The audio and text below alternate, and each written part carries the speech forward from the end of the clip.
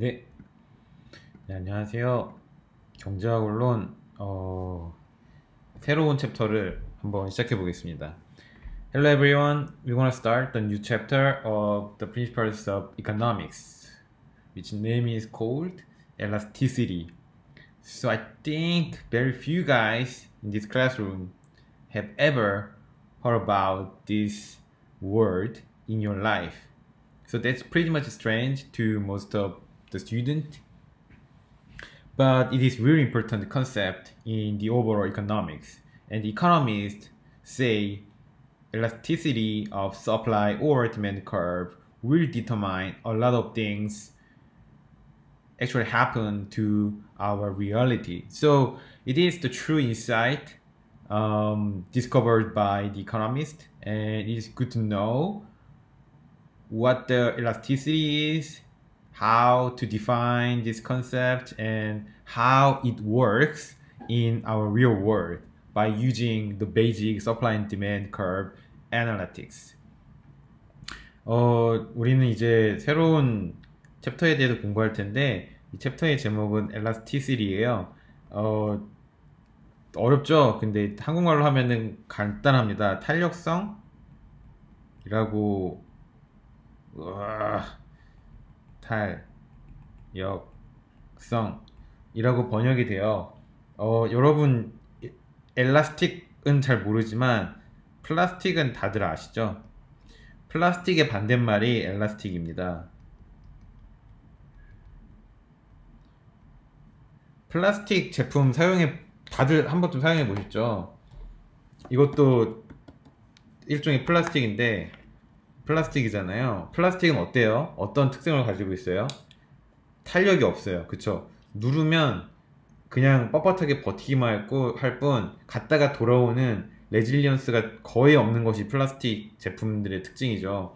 이것의 반대인 엘라스틱은 어떻게 해석할 수 있냐 그러면은 무언가가 오잖아요. 그러면은 그것에 반응해서 레질리언스가 있는 게 엘라스틱한 성질이거든요. 공학적인 개념이 그렇습니다. 그래서 이렇게 누르면 들어가고 대신 다시 튕겨 나오고, 고무 같은 게 아주 대표적인 엘라스틱한 제품이죠. 고무는 휘어지기도 하지만 다시 원상복구가 되잖아요. 뭐 그런 성질? 저는 공대생이 아니지만은 어떻게 이걸 아냐 그러면 제 동기 교수님이 공대 출신 분이 계신데 그분이랑 같이 이렇게 교수자 수업을 들어요. 그러니까 교수들도 수업을 듣습니다. 어떻게 하면 잘 가르칠 수 있는지 워크숍 같은 걸 하거든요.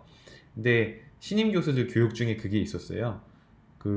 자기가 다른 동기 교수님들 앞에 두고서 한 5분 혹은 10분짜리 짧은 강의를 하는 거예요. 그거를 녹화를 해서 같이 보면서 서로 코멘트 해주는 그런 수업이 있었어요. 그때 제 동기 공대 교수님과 의대 교수님 몇 분 해갖고 저랑 껴갖고 같이 했는데, 그분이 이제 이 주제를 플라스틱 주제를 가지고 오시더라고요. 그래서 제가 질문했죠. 플라스틱이 엘라스틱이랑 반대입니까? 그랬더니 맞다고 저보고 굉장히 뛰어난 질문을 한 학생이라고 칭찬해 주셨어요. 그래서 그때 저도 플라스틱과 엘라스틱이 서로 반대 개념이라는 것을 알게 되었죠. Okay, so I think you have a little bit of difficulty in understanding what the elastic means or what the elasticity means, but you can simply say the elasticity is the opposite concept to the plasticity or the plastic, and everyone knows what the plastic means. Plastic is something that doesn't have any resilience or any responsiveness. Okay, so it is just hard, it is just firm, so it is just stay there, kind of steel things, right? But some elastic things like the rubber, they have some resilience. So if you put some shock or effect on that rubber, then the rubber will have the different shape, but they will recover to the original state. So they are not steel. They are just moving their shape, but they have some responsiveness to the external shock or external effect, right? So that's the main characteristic of the elastic things. The same in the economics or same in the social science. So elasticity means some kind of responsiveness or consumer or the supplier to some changes. So in our simple market system, what is the biggest information to you if you are a consumer or a firm? The producer, the price of the market, right? So if the price changes, then you're gonna be reactive to the change of price. That's the elasticity. But it depends on your kinds of characteristic or your kind of the philosophy toward the market. So how much you're gonna respond to the change of price, I don't know, right? So it is pretty much ambiguous, and or it differs from person to person, right? Or it depends on some specific situation of the market. So the responsiveness of your reaction to the change of price is one kind of elasticity, okay? So we're gonna just study about it.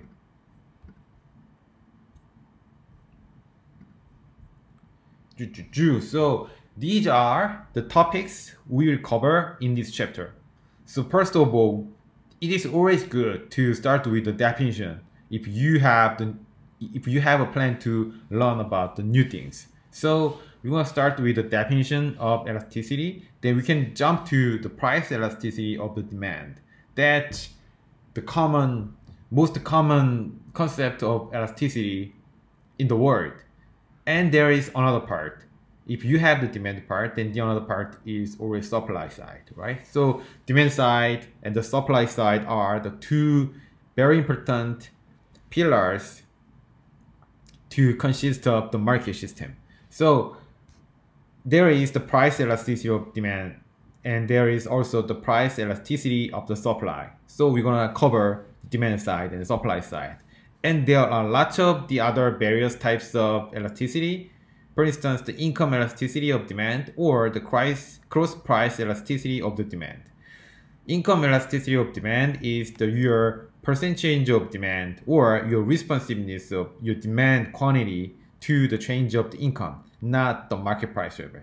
I think it is also very important, right? So if the price changes, then you're gonna have the different actions toward the same market.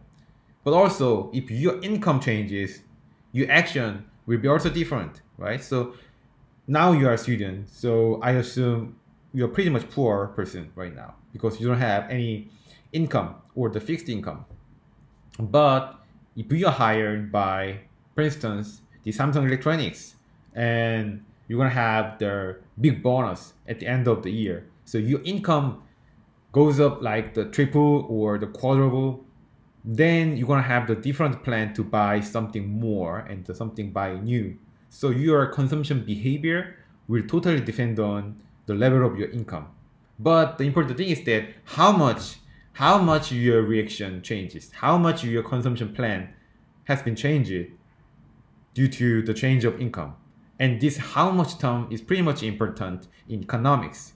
We know the law of demand and the law of supply. So the price goes up, then your demand will go down. Everyone knows about it at this point. But how much your quantity demand changes to the same level of price changes, it depends on your characteristic, or it depends on the market behavior, or it depends on the other factors. And this how much changes of your responsiveness is pretty much important in the market economy. 앞으로 우리는 이런 것들에 대해서 본격적으로 공부를 해볼 거예요. 첫째, 탄력성의 정의가 뭔지 공부를 해볼 것이고, 이제 탄력성에 관련된 여러 가지 주요 이슈들 간략하게 살펴볼 겁니다. 그리고 가장 대표적인 탄력성인 수요 탄력성, 가격의 수요 탄력성, 그리고 가격의 공급 탄력성, 이렇게 두 개에 대해 공부해 볼 거예요. Price elasticity of demand 혹은 수요의 가격 탄력성, 이것은 여러분들의 수요량이, 즉 여러분들은 각각 개별적인 가격 수준에 대해서 일정한 수요량을 가지고 있는 소비자들이잖아요. 여러분들의 수요량이 시장 가격이 변화하면 얼마나 민감하게 변화하는지, 그것을 측정하는 것이 가격의 수요 탄력성입니다. 공급 탄력성도 마찬가지 개념이에요. 여러분들이 판매자 입장에서 가격이 달라지면 얼만큼 민감하게 여러분들의 공급량을 변화시킬 것인지, 그 얼마만큼, 그게 굉장히 중요하거든요. 굉장히 둔감하게 변화시킬 수도 있고요, 혹은 굉장히 민감하게 변화시키실 수도 있습니다. 그것이 경제 혹은 시장에 미치는 영향력이 굉장히 상이하고 그것을 통해서 우리는 많은 것을 경제학적으로 해석할 수가 있다라는 얘기죠.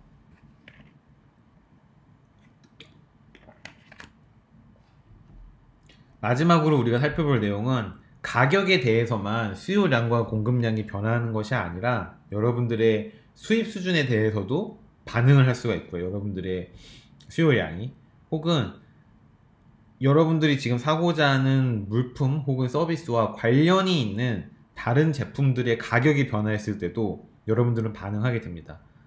예를 들어서 여러분들은 정말 아이패드를 사고 싶어요. 너무너무 아이패드를 사고 싶어서 돈을 모았어요. 근데 갑자기 애플 펜슬 가격이 3배로 뛰었어요. 여러분들이 아이패드를 사고 싶었던 이유는 아이패드로 수업 시간에 필기를 하고 싶어서였거든요. 근데 애플 펜슬 가격이 3배로 뛰어갖고 여러분들 버짓을 벗어난 거예요. 그러면 여러분들은 아이패드를 살지 말지 고민을 하겠죠. 근데 이 중에서 그래도 나는 원래 아이패드를 사기로 했으니까 조금 더 돈을 좀 지불을 하고 혹은 뭐 빚을 내서라도 아이패드를 사야겠다 라고 생각하시는 분이 있고, 즉 가격에 대해서 둔감하게 반응하는 분이 있고, 나는 한 푼이라도 애플 펜슬 가격이 오르면 정말 나는 아이패드조차 사지 않을 거야. 이게 내 마지노선이야. 나는 가격에 굉장히 민감하게 반응해 라고 하시는 분도 계시잖아요. 즉 비슷한 이 제품과 유사한 제품 혹은 이 제품과 소위 말하는 대체제 혹은 보완제의 가격이 변화했을 때 거기에 민감하게 반응한 사람과 둔감하게 반응하는 사람이 갈립니다. 여기에 대해서도 탄력성 개념을 적용해서 살펴볼 거예요. 재밌겠죠?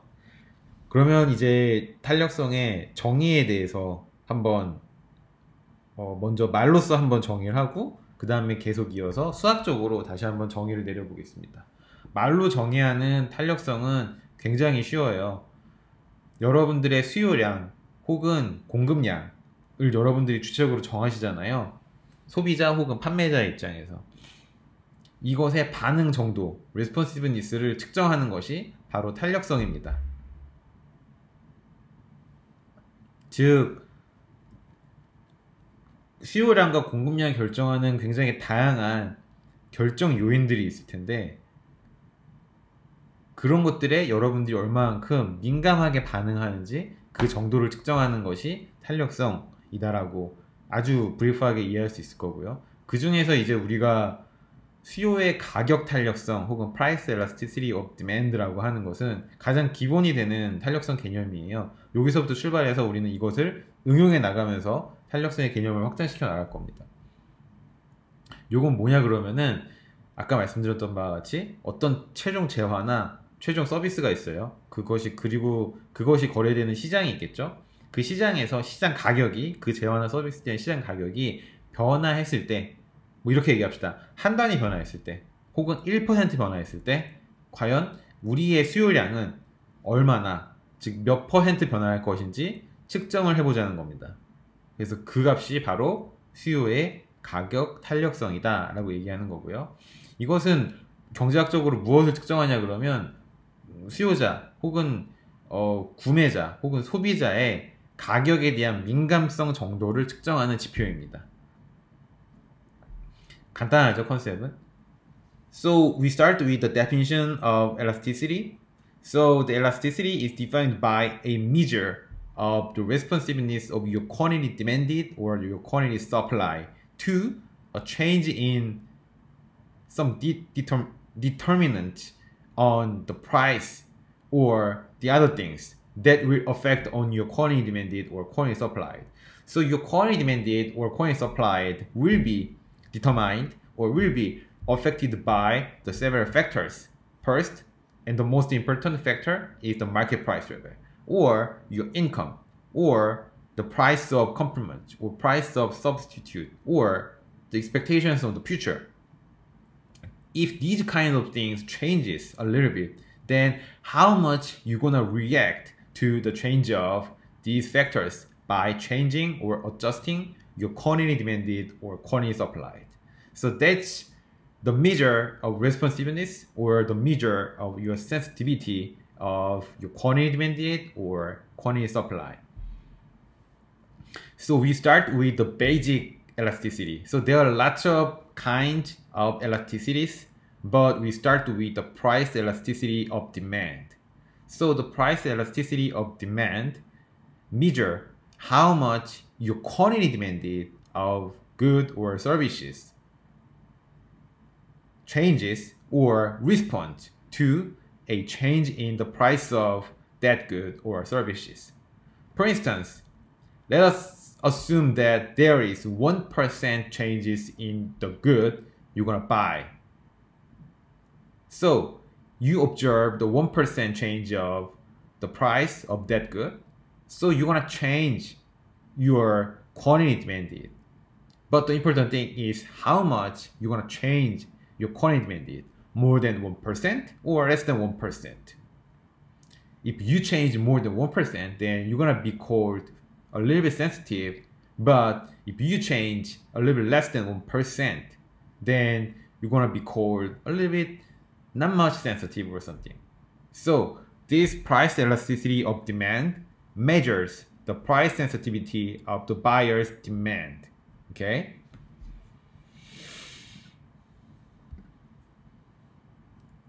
So let us define by some mathematical terms. So the price elasticity of demand is defined by the percent change of quantity demanded divided by the percent change of the price of that good.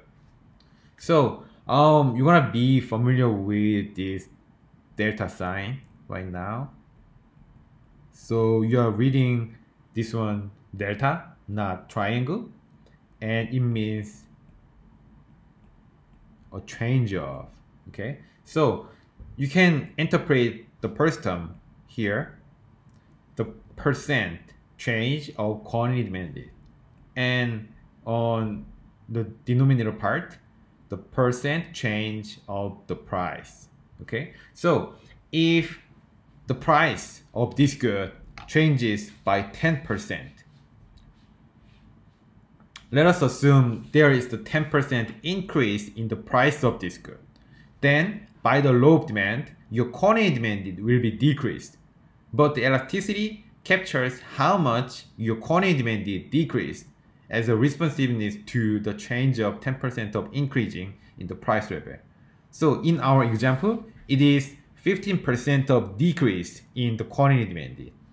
So your price, original price was P1, but it increases until the P2 by 10%. Then your quantity demanded will be decreasing, but how much? 15%. So this is a simple law of demand, but elasticity measures how much your quantity demanded decreases in response to the 10% of increasing the price level.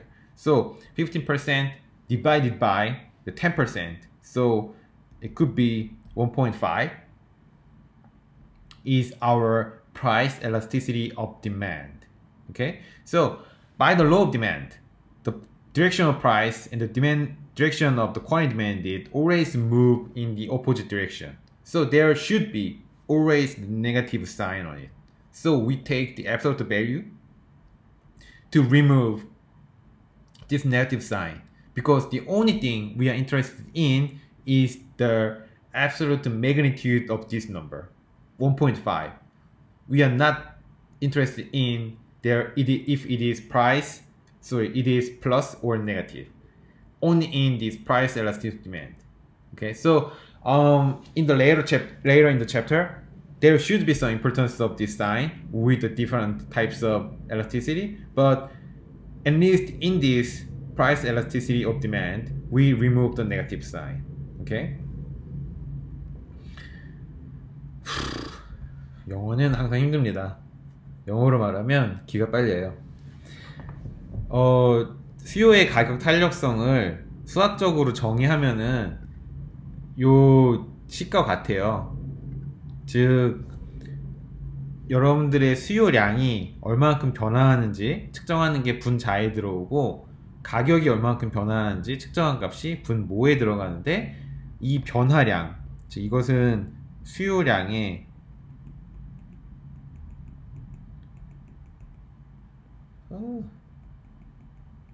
변화분이고요. 이것은 가격의 변화분이에요. 근데 이것을 그냥 얼마큼 변화했는지 그것만 측정해서 나누는 게 아니라 퍼센트 텀으로 바꿔줍니다. 즉 몇 퍼센트 변화했는지, 가격이 몇 퍼센트 올랐는지 몇 퍼센트 낮아졌는지, 혹은 여러분들의 수요량이 그에 반응해서 몇 퍼센트 올라갔는지 몇 퍼센트 떨어졌는지 퍼센트 텀으로 계산해 준다는 게 굉장히 중요하고요. 분모와 분자 모두 퍼센트가 똑같이 들어가 있기 때문에 최종적인 단위는 이게 약분돼 사라지기 때문에 그냥 1.5라고 쓰시면 됩니다. 이거는 더 이상 퍼센트가 아니에요.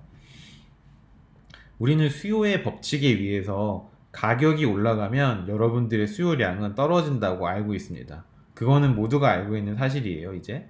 하지만 얼마나 민감하게 떨어지는지가 탄력성에서는 굉장히 중요한 거죠.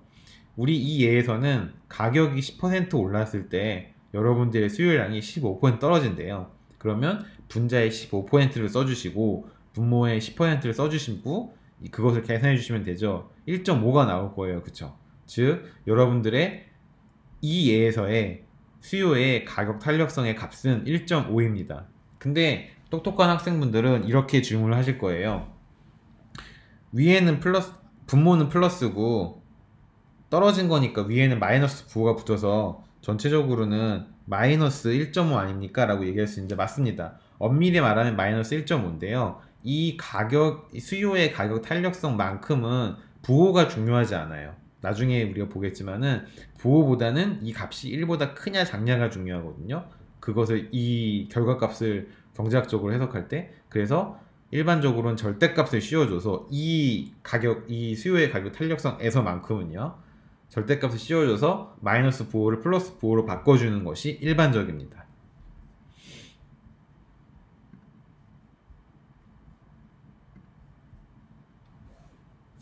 자, 그러면 실제로 한번 계산을 해볼까요? 실제로 계산을 하면은 어떤 문제가 발생하냐 그것부터 한번 해보죠. 먼저 우리의 이 예를 한번 봅시다.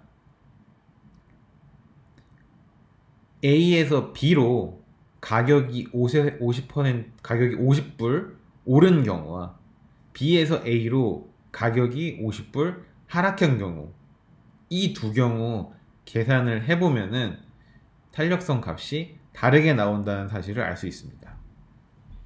먼저 볼까요? 먼저 A에서 B로 가격이 오를 경우 먼저 볼까요? So what we are doing right now is the actual calculation of elasticity. So there are two cases. First, the price increase from A to B. Second, the price decrease from B to A. And we'll see the result of the first elasticity is different from the second elasticity. It's the same movement between the A and B, but because there is a different starting point, the final result or the final calculation of elasticity will be different. So first case is moving from A to B. In this case, the elasticity or the E, epsilon E, will be the percent change of price here and the percent change of the quantity demanded. So to calculate the percent change of the price, it is 200 over 50, right?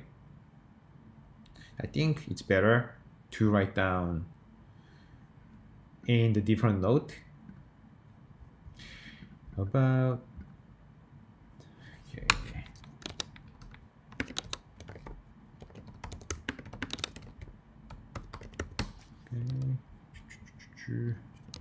right, boom, boom.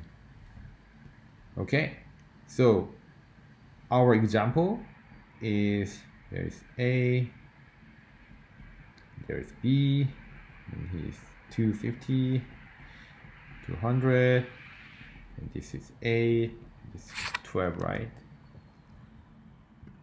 Yes, I'm right. Okay, so the first case, A to B. So elasticity is percent change of price to the percent change of quantity demanded.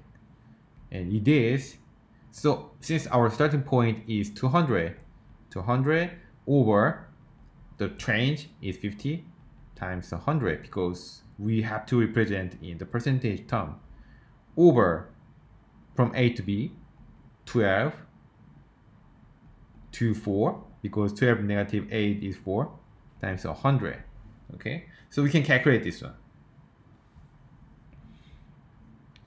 Second case is B to A. I'm not going to calculate by my hand because my calculator can do that and your calculator can do that for you. The elasticity is the percent change of P, the percent change of QD, and now the starting point is B. It is 250 over 50 and 8 over 4 times 100 and times 100. So the first case, elasticity is here.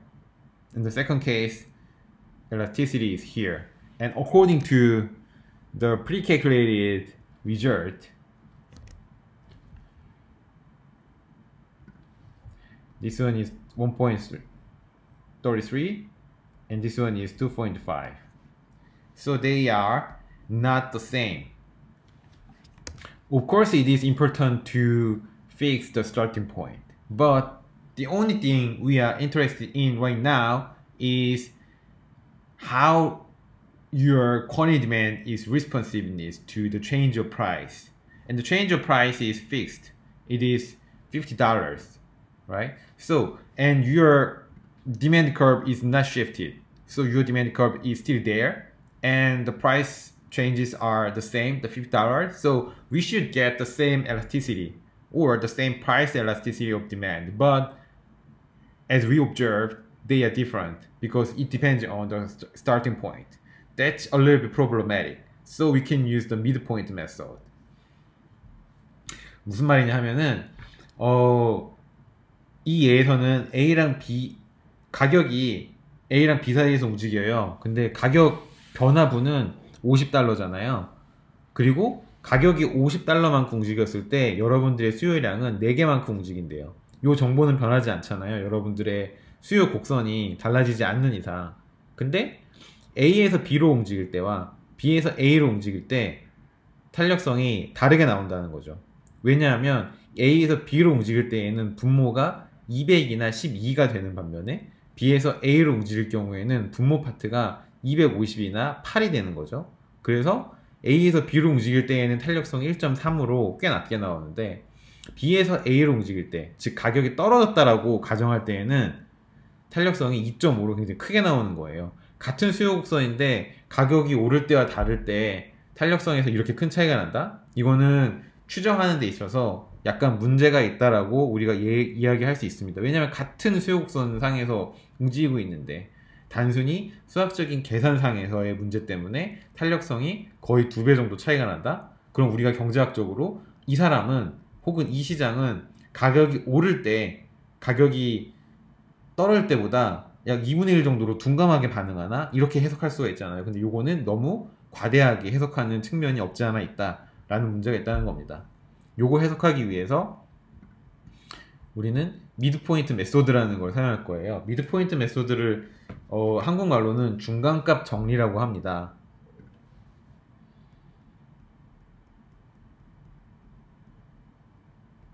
즉 중간값을 사용해서 탄력성을 구할 수 있다는 거죠. 즉 퍼센트 체인지를 구하는데 일반적으로 이 퍼센트 체인지는 처음에 초기 값이 굉장히 중요한 역할을 하거든요. 근데 여기서 오는 통계적인 혹은 추정상의 바이어스를 없애기 위해서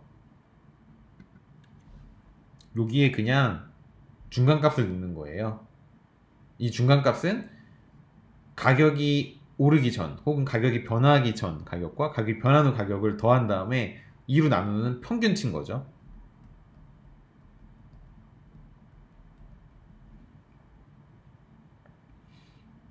그래서 평균치에서 이것이 이제 평균치 중간값이 될 거고요. 이 부분도 평균치 혹은 중간값이 될 겁니다. 즉 분모를 처음 시작점으로 쓰지 말고 중간 지점으로 쓰자는 거죠. 나머지는 똑같아요. 요거는 변화분, 요것도 변화분이잖아요. 요거는 다 똑같이 쓰고요. 그리고 퍼센테이지 텀을 나타내는 100%는 그 서로 약분돼서 없을 테니까 굳이 쓸 필요가 없고요. 이렇게 하면은 A에서 B로 움직일 때와 B에서 A로 움직일 때 모두 같은 값을 준다는 겁니다. 이것이 통계적으로 바이어스가 덜 잡히는 방식이라는 거죠.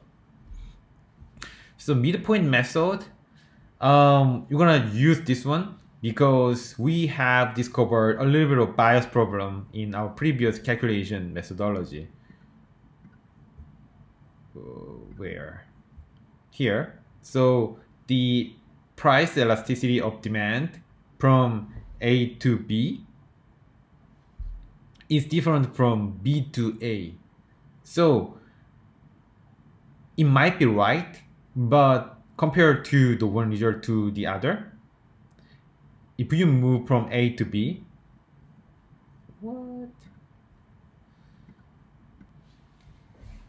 if we are from A to B, the price elasticity of demand is 1.33, and if you move from B to A, it is 2.5. So can we interpret economically that this market react almost double when the price is falling down, then the price is rising up with the same demand curve?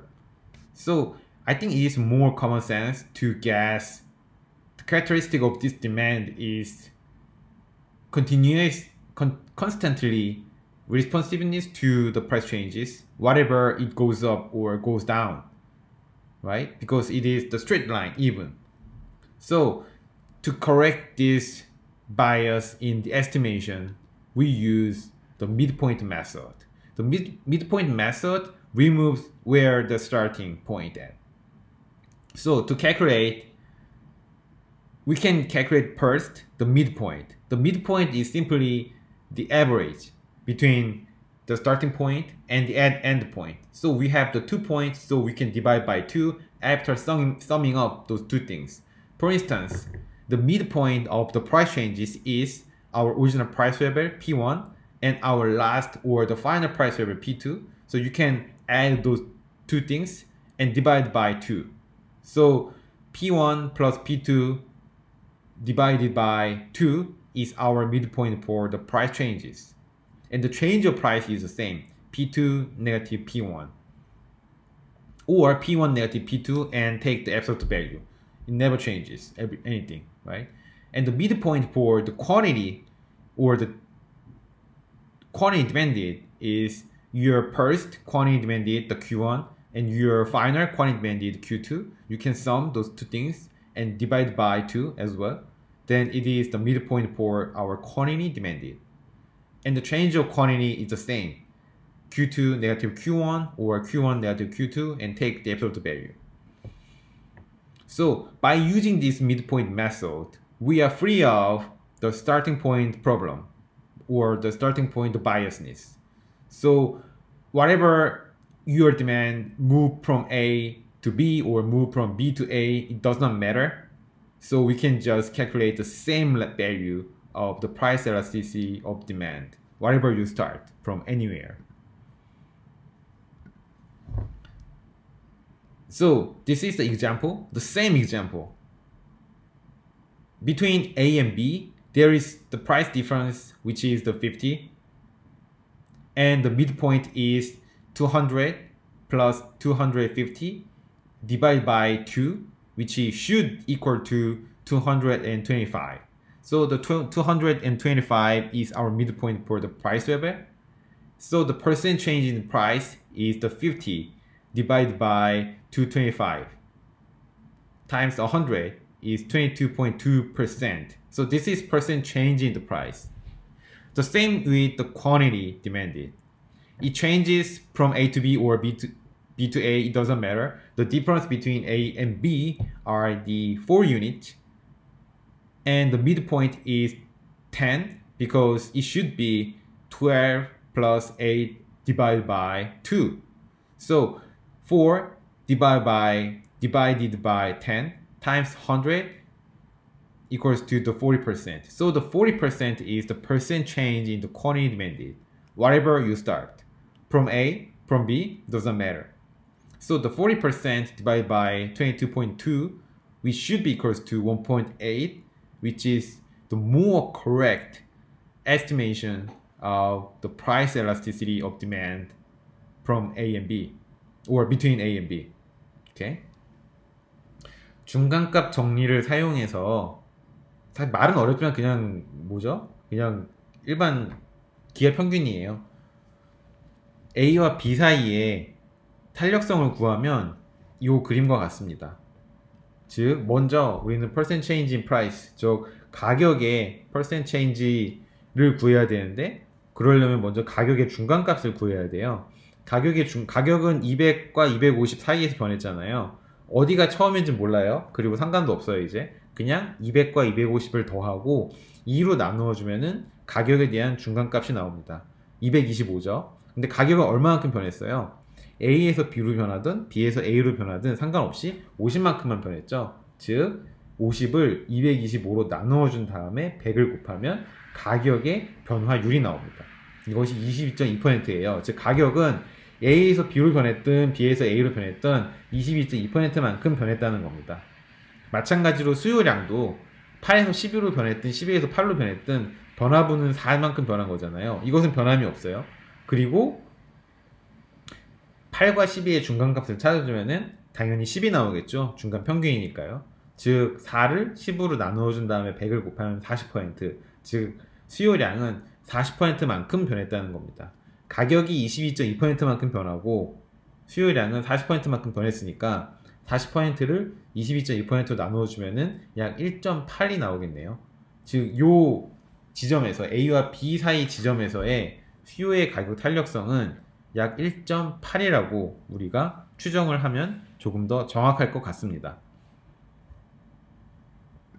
그러면은 요 수요의 가격 탄력성에 영향을 미치는 여러 가지 요인들에 대해서 한번 살펴볼까요? 먼저 수요의 가격 탄력성은 언제도 높을까요? 즉 우리는 보통 수요의 가격 탄력성이 일반적으로 1보다 클 때 굉장히 탄력적이다 라고 이야기하고 1보다 작을 때 조금 덜 탄력적이다 혹은 비탄력적이다 라고 표현을 하는데, 이건 상대적인 개념이기 때문에 절대적으로 1이 그 평가 기준이 될 수는 없어요. 하지만 일반적으로 수요의 가격 탄력성은 어떨 때 더 높아지냐 그러면은 대체재가 많을 때 조금 더 가격 변화에 민감하게 반응을 합니다. 당연한 거겠죠? 여러분들이 갈아탈 수 있는 다른 제품들이 주변에 널려 있어요. 그러면 굳이 이 제품을 높은 가격을 주고 구입할 필요가 없는 거예요. 그쵸? 시리얼과 선스크린 이렇게 두 개를 예로 제가 들어왔는데, 선스크린 같은 경우에는 대체재가 시리얼보다는 더 적은 편 아닌가요? 아닌가? 선스크린이 더 많나? 둘 중에 뭐가 더 여러분들이 대체재가 더 많다고 생각하세요? 어쨌든 조금 더 가까운 대체재가 더 많이 있을수록 가격 변화에 좀 더 민감하게 반응을 합니다. 저 같은 경우에는 선크림을 키엘 걸 쓰거든요. 근데 제가 키엘 걸 쓰는 이유는 제가 피부가 굉장히 민감성이에요. 근데 키엘에서는 민감성 피부를 위한 선스크린을 따로 제품을 출시를 합니다. 근데 비슷한 가격대에서, 완전히 같지는 않지만 비슷한 가격대에서 저 같은 민감성 피부를 위한 선크림을 그렇게 많이 내놓지가 않더라고요. 브랜드를 찾기가 생각보다 쉽지가 않았어요. 그래서 저는 웬만하면은 키엘의 선크림이 그렇게 많이 비싸지지 않는 이상 그냥 그거를 계속 쓰려고 하는 편이고, 지금까지 몇 년 동안 써오고 있습니다. 근데 시리얼 같은 경우에는, 저 같은 경우에는 하나로 이렇게 고정되어 있지 않아요. 슈퍼마켓 가고 제가 좋아하는 종류의 시리얼이 있잖아요. 저는 통밀 시리얼을 좋아하는데 통밀이나 오트밀을 주로 아침 식사로 먹습니다. 근데 여러분들이 뭐 이마트라든가 아니면 갤러리아 백화점 식품코너를 가시면은 굉장히 많은 종류의 오트밀 혹은 굉장히 많은 종류의 통밀 시리얼이 있어요. 그 중에 이제 소위 말하는 가장 땡기는 놈으로 하나 집어갖고 나오는 편이거든요. 근데 몸을 집었어요. 근데 그게 5,000원이에요. 근데 같은 용량에 다른 게 15,000원짜리가 있어요. 그러면 웬만하면은 15,000원짜리를 안 집겠죠? 혹은 5,000원짜리야 5,500원짜리가 있어요. 그러면은 어느 걸 집으시겠습니까? 그 브랜드에 대한 특별한 애착이 있지 않으신다면 1원이라도 딴 쪽으로 시리얼을 고르지 않으시겠어요? 왜냐면 품질상에 큰 차이가 없을 테니까요. 뭐 요런 거. 그리고 또 다른 요인을 보자면은 수요의 가격 탄력성은 어떨 때 조금 높아지는 경향이 있냐 그러면은 그 카테고리가 조금 세부적으로 잡힐 때입니다. 조금 넓게 잡히면 잡히는 카테고리 제품일수록 수요의 가격 탄력성이 점점 둔화되는 그런 거를 통계적으로 관찰할 수가 있어요. 청바지와 그냥 옷 가격이 오르면 그냥 여러분들은 조금 더 둔감하게 반응하겠죠. 혹은 어떤 것은 둔감하게 반응하고 어떤 것은 민감하게 반응하시겠지만은 그냥 전체적인 옷은 우리의 필수제니까요. 근데 예를 들어서 청바지다 혹은 어떤 브랜드의 특수한 종류의 청바지다 그것이 가격이 변화한다 그럼 거기에 대한 반응 정도는 우리가 훨씬 더 민감하게 체크를 할 수가 있겠죠. 뭐 그런 얘기입니다. 그 마찬가지로 사치제와 일반제에 대해서도 얘기를 할 수가 있어요. 일반제 혹은 필수제, 네세서티를 보통 필수제라고 많이 번역을 하는데 필수제 같은 경우에는 가격이 웬만큼 변화해도 우리는 수요량을 줄이거나 늘리지 않아요. 굉장히 둔감하게 비탄력적으로 반응을 하는 거죠. 근데 사치제 같은 경우에는 조금 더 민감하게 반응하는 경향이 일반적으로 있습니다. 물론 이거는 예외가 있어요. 어떤 임금 수준 혹은 어떤 가격 수준을 넘어가면은 가격이 높으면 높을수록 더 많이 구매하는 그런 경향이 있거든요. 그것을 이제 100 몇 년도 전에 살았던 경제학자인 베블런이 이제 베블론 효과라고 자기가 베블론 효과라고 한 건 아니지만은 과시적인 욕구가 있는 거죠, 사람들한테는. 그래서 뭐 명품 백을 든거나 아니면 명품 시계를 차는 사람들 보면은 대부분 과시 하려고 누군가가 알아봐 줬으면 좋겠는 그런 욕구가 있는 거잖아요. 그래서 그 비싼 가격을 주고 그걸 사는 거고요. 근데 이제 필수제 같은 경우에는 가격 변화에 굉장히 둔감하게 반응을 하게 된다는 거죠. 즉 여러분들이 꼭 드셔야 될 약이 있는데 그 약의 가격이 출렁거려도 그냥 꾸준하게 그 약을 복용해야 되는 사람은 그냥 계속 그 가격을 주고 돈을 산다는 거죠. 그리고 단기와 장기에도 탄력성에서 차이가 있습니다. 왜냐하면 장기에는 더 많은 변화 요인들 혹은 더 많은 가능성들이 들어오거든요. 예를 들어서 똑같은 석유 기름 차에 기름을 넣는다고 해요. 단기적으로 가격이 변화해요. 그러면은 아이 오늘은 그냥 대중교통 이용할래. 나 다음에 석유 기름 가격이 다시 떨어질 때 그때 넣어야지 하고 가격에 민감하게 반응하는 반면 이게 장기로 가버리면은 결국은 그 차를 이용 안 할 수가 없으니까 어쩔 수 없이 기름을 넣게 되거든요. 조금 더 둔감하게 반응을 하게 되는 거죠. 뭐 이러한 요인들 이런 것들이 영향을 주는 것 같습니다. So there are several determinants that can possibly affect the level of price elasticity of demand. The first, the price elasticity is getting higher when there is very close substitute around this good or services. For instance, if you buy a cereal or the sunscreen, my assumption says that there are lots of more substitute for your specific cereal. So if you go to any mart or the department store, then you're gonna have a lot of choice sets to pick up only one cereal. So you're gonna be a little bit more responsive to the change of price of one specific cereal, and you're not going to buy that cereal if the price of the cereal increases just a little bit. So your responsiveness is pretty high. But how about the sunscreen? Sunscreen, also many brands are selling the sunscreen, but if one brand sells a sunscreen with a specific function or specific things, specialty inside it, then even if the price of that sunscreen goes up a little bit, then you are continuing to buy this sunscreen because there is no substitute to make it up. So you have been a little bit less responsive to the change of price level of the sunscreen. The price elasticity is also getting higher for the narrowly defined good than for the broadly defined good. For instance, if you love a specific blue jean, what kind of blue jean we can imagine?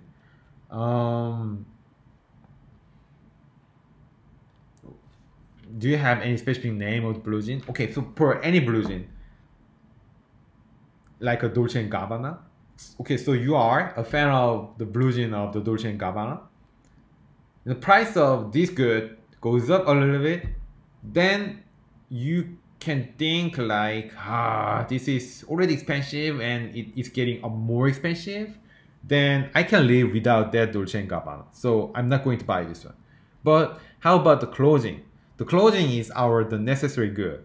So without clothing, you cannot live. So the overall price level of the clothing cost rises a little bit, then still you can buy some necessary clothing like pants or the brassiere or the other necessary clothing. So your responsiveness to the overall changes of many clothing would be a little bit lower. The price elasticity is also higher for the luxurious good than for the necessary good. So, for instance, some luxury goods like some luxury bags or luxury watches or luxury shoes or something, we can live without that things. So, we are pretty much more responsive to that luxurious good. But how about the rice for Korean? Or how about the bread for the American? We cannot live without that. So we keep continuing to buy the rices or the bread because it is really necessary for our life, even if the prices of rices or over bread increases a little bit more. So we are a little bit less responsive to our necessary good, but we are a little bit more sensitive to the changes price of the luxurious good. And the price elasticity is also different in the long run and in the short term, even if we are considering exactly the same good. For instance, the gasoline price level. If the gasoline price level goes up a little bit in the short term, then we can decide like, okay, so I'm not going to drive my car. I'm just going to use the bus or the subway because the price of gasoline is too high, so I can't afford that. We can live without car for a week or a month, doesn't matter. So we can more responsibly react to the change of gasoline price. But in the long run, we have to drive a car for a certain reason. Or there are a lot of the other reasons to buy gasoline in the long run, because in the long run we have more uncertainty. So we have to buy the gasoline even if the price of gasoline continue to rise up. So in the long run, we tend to be a little bit less responsive to the change of price. So these are the things that can possibly affect the level of price elasticity of the demand. Okay, one more page. So we can determine the elasticity by estimating the absolute value of the price elasticity of demand. So the standard or the measure will move across the 1. So value of 1 is pretty much important to determine the price elasticity of demand is elastic or inelastic. So the measure is rather than 1, then we can say this demand is a little bit more elastic.